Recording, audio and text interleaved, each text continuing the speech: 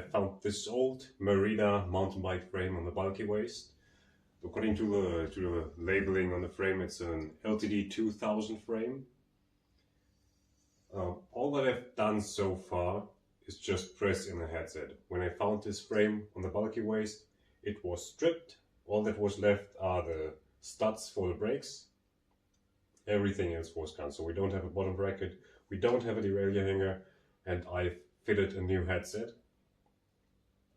I have inquired with Merida about the derailleur hanger used on this frame because I couldn't find any information online. Merida told me this frame is too old. They don't know what derailleur hanger it was using. I should inquire with ZEG. So I did, and ZEG didn't reply, so we don't have a derailleur hanger on this bike. What I intend to do is build it into a mountain bike for the city and use it for light trials. Which means I ride it single speed anyway, and we might get away without having a derailleur hanger. I'll just need to find some other way of tensioning the chain, which is the primary problem with this bike. So finding some way of tensioning the chain without having a derailleur hanger. So far I've just did a makeshift build of this bike, so put in a fork without cutting it, put on some stem, and put the wheels in. This wheel is loose because I don't have the derailleur hanger. I'll need to play around with washers in here. And I have parts. So most parts that I need for the build I've got in this box. I've sourced them before.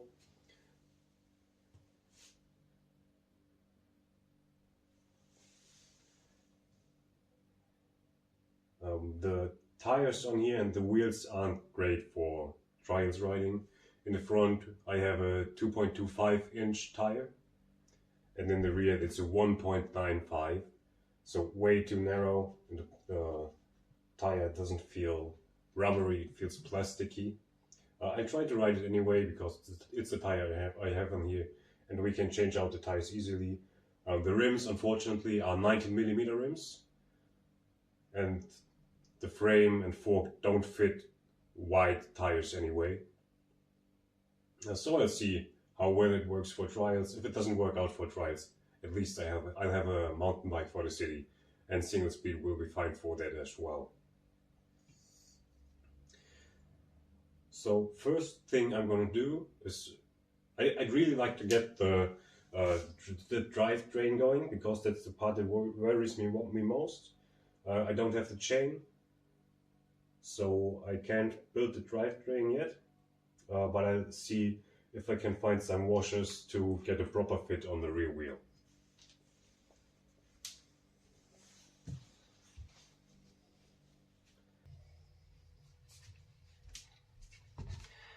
I've got 4 washers stacked up to approximately the thickness of a derailleur hanger, and the quick release screwer fits through the washers. So I'm going to see if this will make the wheel fit the frame better. Before it was just loose in there, and I could have knocked it out with my hands. I'm hoping we can get some better pressure from the quick release screwer with the washers in there.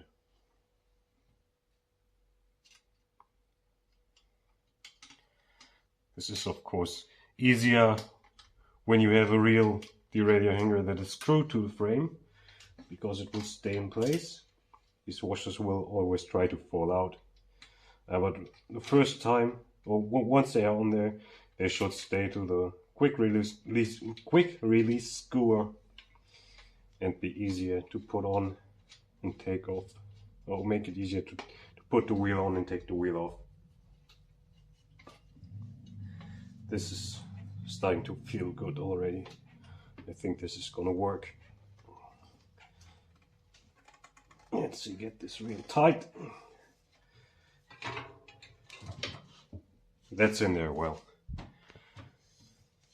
So it doesn't look half bad either. Whoopsie-doo. I'm gonna have to switch over to shaky camera mode here. I think this looks decent, right? The size of the washers matches about the cap for the quick release screw. I'm happy with the looks of this. So next, let's put on some cranks. I've got 2x cranks that I've got left over from an old mountain bike. Oh well, before we can fit the cranks, we'll need the bottom bracket first. So get a bottom bracket in there, then the cranks, then a cassette, and later when I'm in the bike shop, I'll get a new chain and think about how to tension it.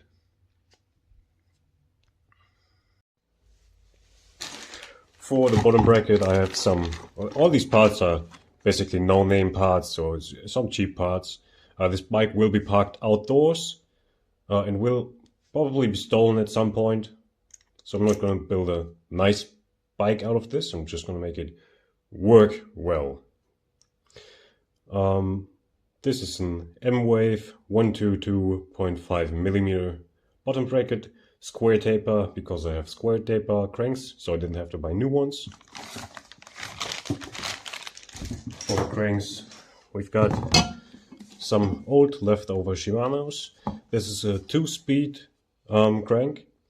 It's not going to look as nice as a 1-speed crank, but using the 2-speed, we can use I put the chain over the inner chainring, and that means the outer chainring will serve as a bash guard. I don't know how well this is going to work out with the teeth. Whenever I hit wood or concrete, for example, I'd hope for the outer chainring to slip, so I don't get caught on the bike.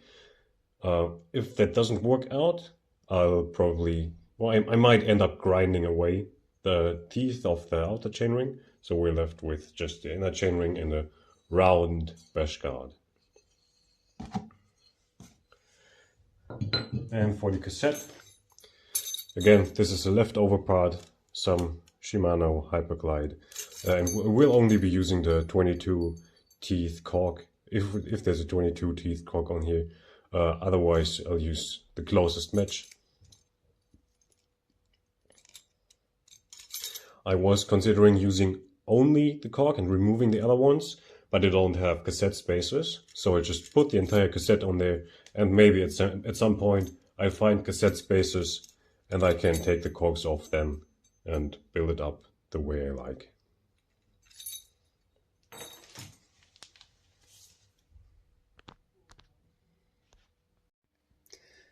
I have fit the bottom bracket and cranks.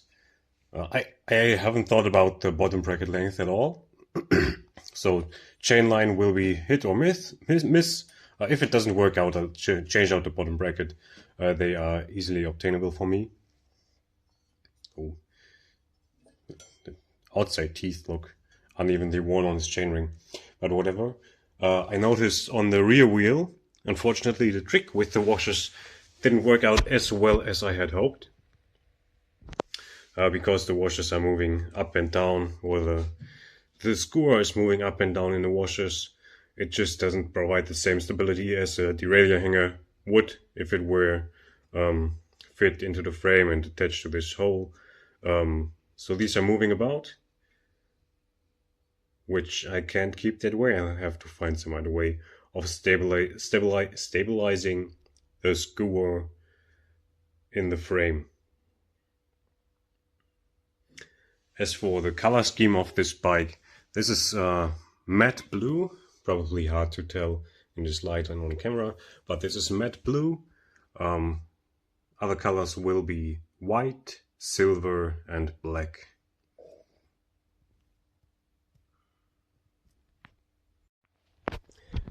I think what's going on is that the axle is slightly protruding through the frame. So you can see from above, the axle is slightly visible here, just a few micrometers.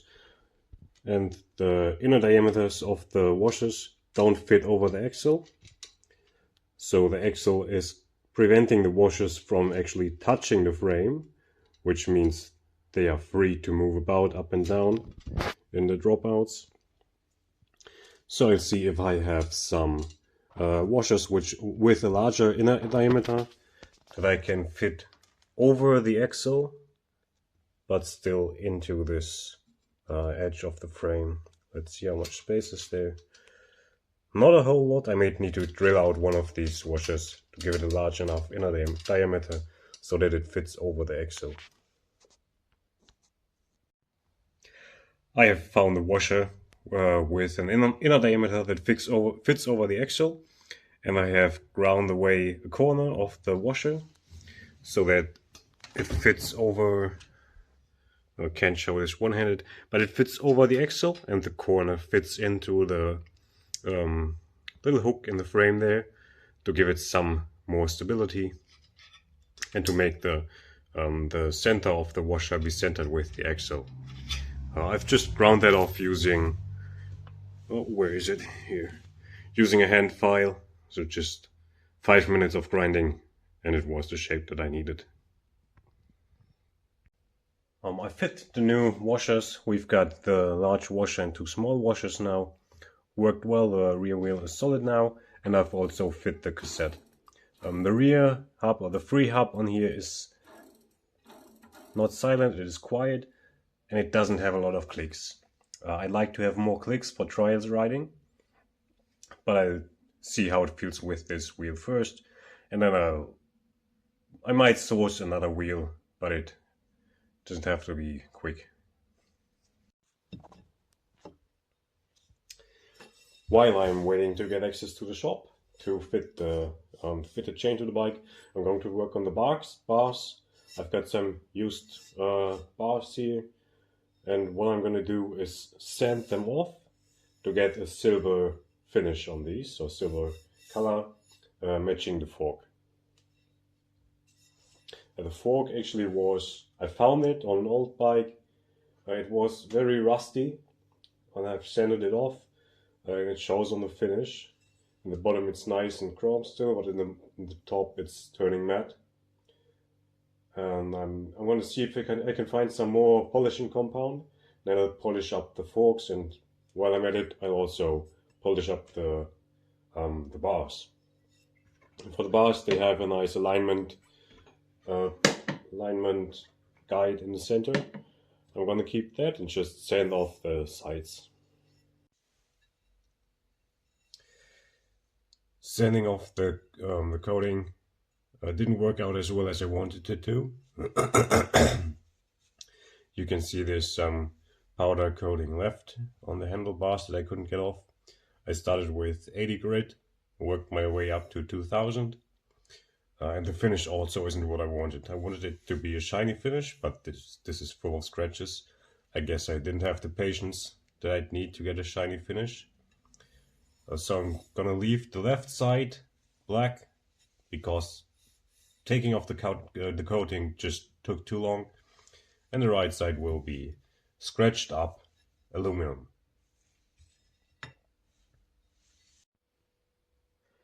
The bars are on the bike. For the stem, I'm gonna replace the stem because this one has 4mm bolts, but I'd like to have 5mm bolts so I can torque them harder. It's not too relevant for these flat bars, but if I get riser bars at some point, I'd like to torque them down harder than I can on these 4mm bolts. Next up are the pedals. I'm using race face Chesters. Never tried them before, but they had good reviews and I got them for a good price used, so I'll put them on the bike.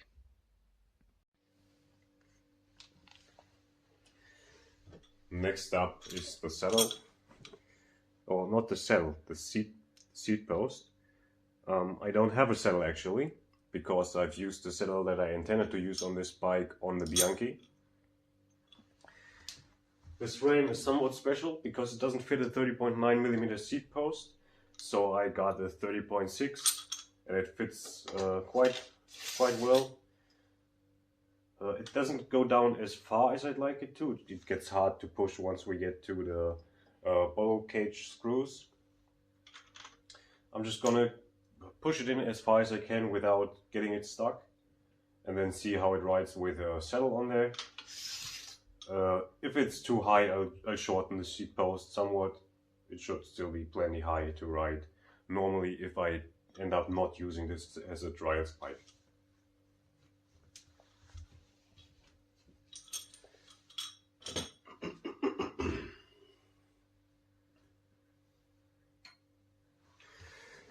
The screw of the seat clamp was rusty, so I sanded it off, chucked it down in the battery drill, sanded it off, and then painted it with nail polish to protect it from rust.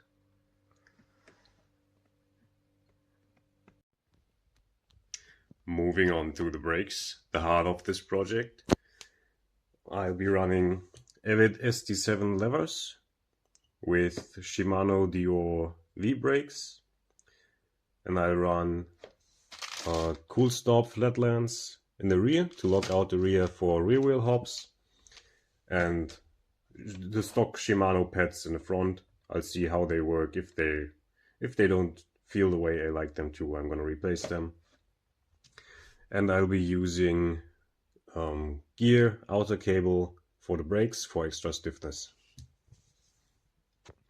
But before I fit the brakes, I'm gonna give the rims a good cleaning with brake cleaner to avoid contamination.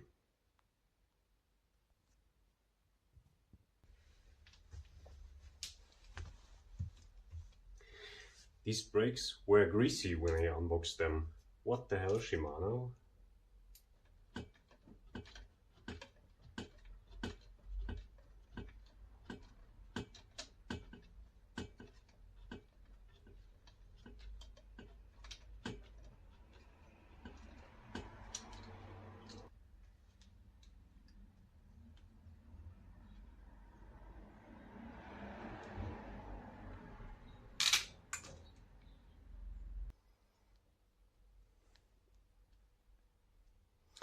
I'm drilling out the end caps for the outer cables to make the brake cables light better, because these are end caps for shift cables, which are thinner than the brake cables we're using.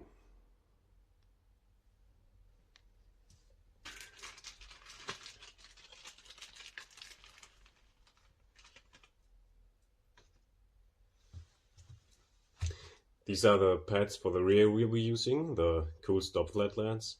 They look really nice with the transparent padding material. They're probably gonna look really bad once used, but now, new, they look super nice.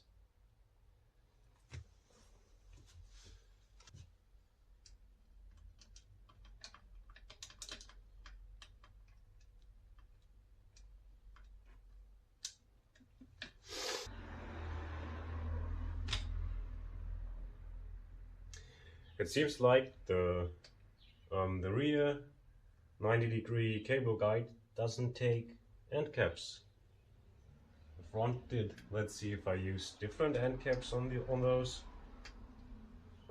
cables. I don't like running outer cables without cable ends. It just feels wrong.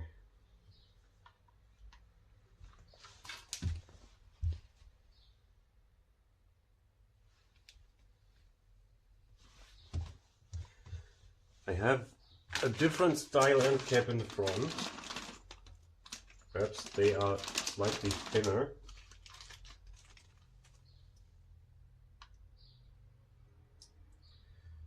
No.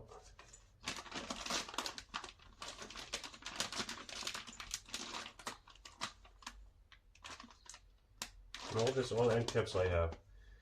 So the rear will go in without an end cap on.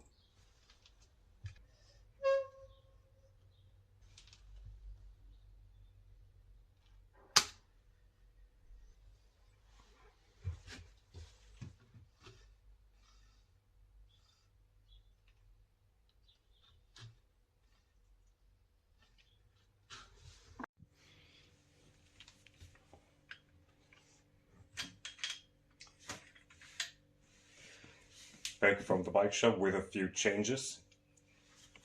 I have fit a chain. This is an HB chain we had laying around. It was too short to use on any derailleur, so this bike is a good fit for the chain.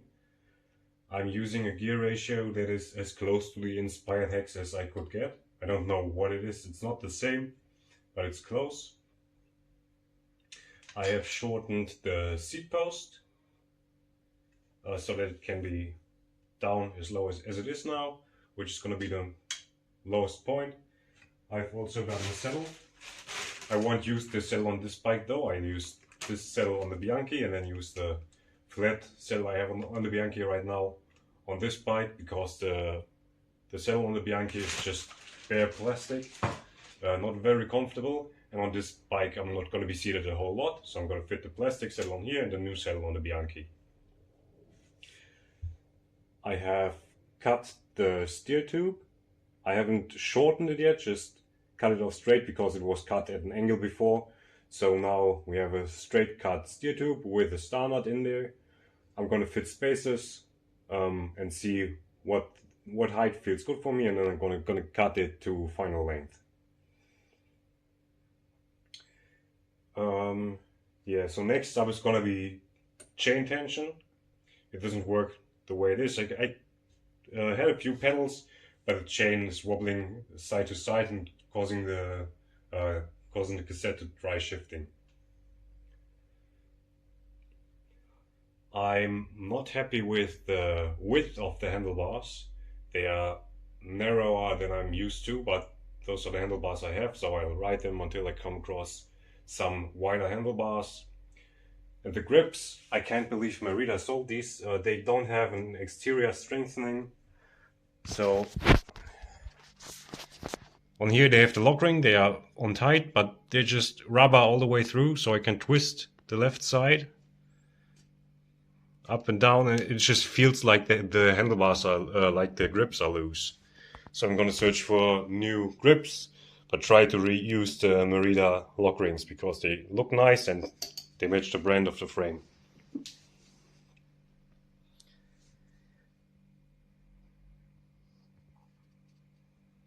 Oh, and the rear hub. I can't show it on this bike stand, but when I spin the rear wheel, the cranks start to spin as well. So the free hub isn't as good as it could be. There's too much friction in there, but I'm not gonna worry about that on this bike because this isn't a bike made for efficiency.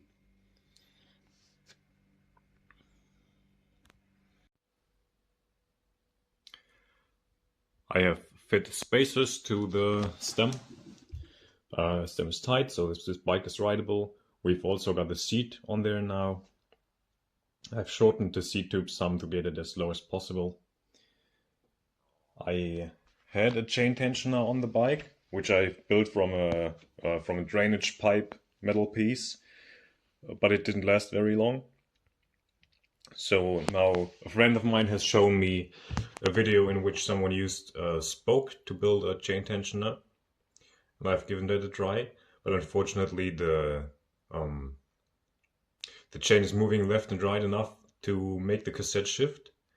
So what I'm gonna try next is remove the cogs from the cassette and only leave the cog on there that I want to use, and add spacers to the rest of the free hub body, which I've taken from old cassettes.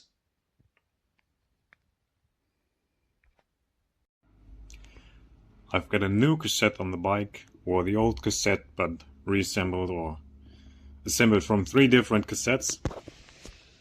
I'm riding 22 teeth up front now and 18 in the back. That's the same ratio as the inspired hex. And for the cassette, I've kept 4 cogs. The outermost cog to screw into the free hub body, 1 cog for spacing because I only have full spacers, no half spacers, and then 1 cog to as the interface with the free hub body on the back. And then also the cog, the 18 teeth cog that I'm actually riding. So this is the only cog I'm riding, the other ones are there for support or spacing. From the way the teeth are in here, it looks like the cog might need to come in just slightly, but I'll give it the test drive first with the setup we have now. And I like the look of this without the larger cogs behind, and without the cogs next to this one, so There's one cog missing here, one cog missing here, so we shouldn't get shifting if the chain moves slightly from side to side. What could happen is that the chain falls off this cog and onto the spacers. And if that happens, I'll need to adjust the chain line. But we shouldn't get accidental shifts this way. I'm back from a short test ride just on the street. The chain is staying on nicely. I've switched out the grips, so kept the lock rings as I wanted to, and replaced the grips. These are well worn, but they are tight. At least they don't twist like the old ones did. I know these are bad in the rain because I've used them before, so I'm going to keep my eyes open for new grips. And next thing to try is riding trials on the bike.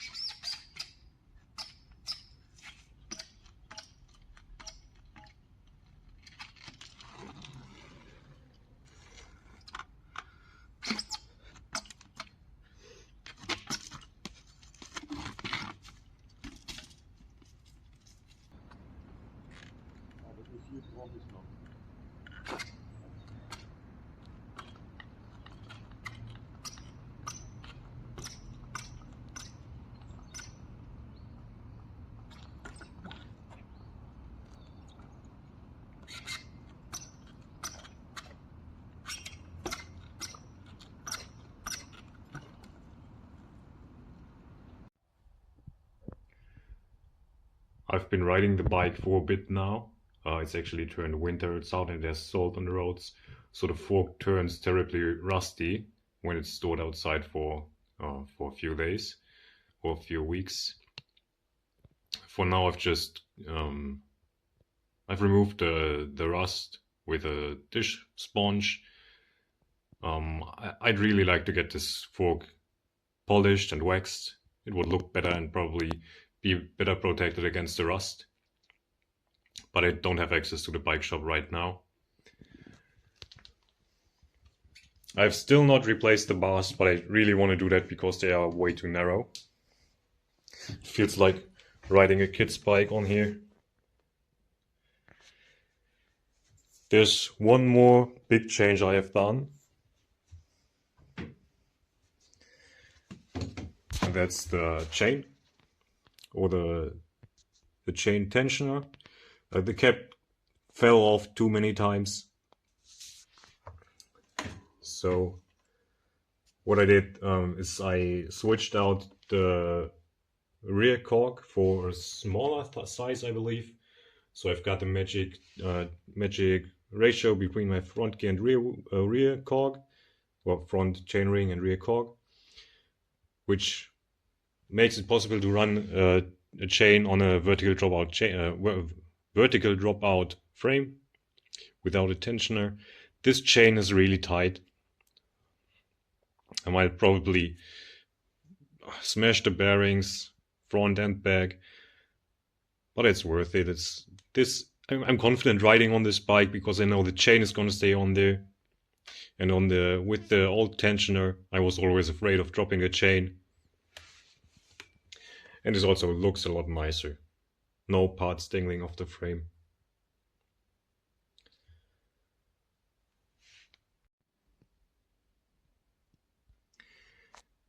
The V-brake in the rear, it protrudes too far to the right side. So when I'm on the bike, I actually hit the brake arm sometimes with my leg. So what I'm gonna try is take out the spacers in here, or the washers, move them to the outside. I'm not sure this is gonna work because they serve as alignment for the pad, but I might be lucky and the pad aligns even without the spacers in there. Looks like the innermost spacer isn't supposed to be removed because it's outside of the threads, but I'm gonna try anyway because I've removed one of the inner spacers, but the brake arm still is too far angled outward. So I'm gonna see if I can fit the brake pad without any spacers on the inside. It's gonna sit flat against the brake arm, which is gonna be bad for pad wear, but that's better than getting my leg caught on the brake arms. This is the first attempt with no spacers at all on the inside between the brake pad and the brake arm. But this pad position is too bad. It's making no contact at the bottom. There's only contact at the very top of the pad. It's hard to see on camera, but there's a clear gap there. So I'm gonna try to fit the alignment washer that was originally on the outside on the inside, because it's narrower than the alignment washer that was on the inside. This is what I meant to explain. The left side is the original alignment spacer that was on the inside, so between the brake pad and the brake arm towards the rim. And the right spacer was originally on the outside. So I'm now going to swap these around. The one on the right goes on the inside and the one on the left goes on the outside. That might give me enough of an angular difference to make the brake arm move inwards and don't get my leg caught. The new spacer needs to go where the old spacer was, but it's on the non-threaded part of the pad bolt. And this spacer won't go on, it's too narrow. So I'm gonna stack up a few of the washers I have from this brake on here, stick the brake pad in there and then pull on the lever and hope that this washer or the spacer gets pressed onto the bolt. That worked really well, did both sides. So we now just have this, I don't know what this spacer combination is called, where you have one that's convex, one concave to align the spacers. One of those, each side on the inside. The brake arm now almost aligns with the frame. I think this will be fine, I won't get my pants caught on there. What I forgot to mention is that I swapped the front and rear tire. So we now have the Smart Zam on the rear because it's wider. When I had the whatever's on the front, when I had that on the back, it's a narrow tire.